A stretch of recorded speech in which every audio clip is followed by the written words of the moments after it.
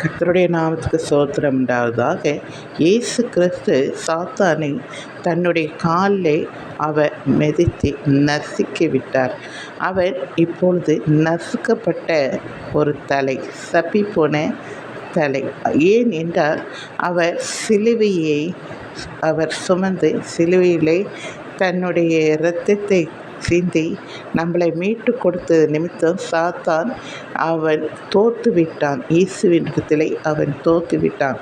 அவர் இப்படியெல்லாம் செய்யக்கூடாது என்று எவ்வளவோ தடுத்து பார்த்தான். அவர் குழந்தையாக இருக்கும்போது குழந்தைகளை வெட்டும்படியே ஏரோது ராஜா சொல்லும்போது அந்த இடத்துல அந்த குழந்தைய தேவதூதர்கள் காப்பாற்றுவார்கள்.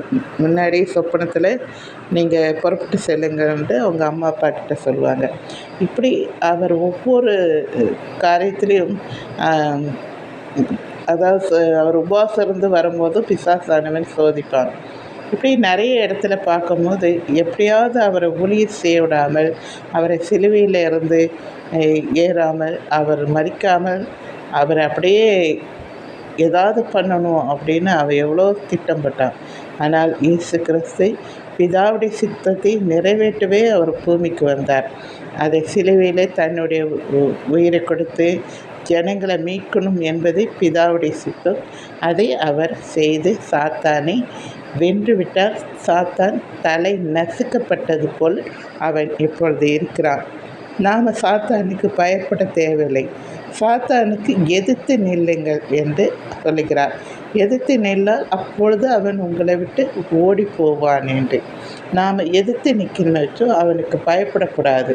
அவனுடைய கோரமான முகத்தையோ அவன் செய்கிற ஒவ்வொரு காரியத்துக்கும் நம்ம பயப்பட தேவையில்லை.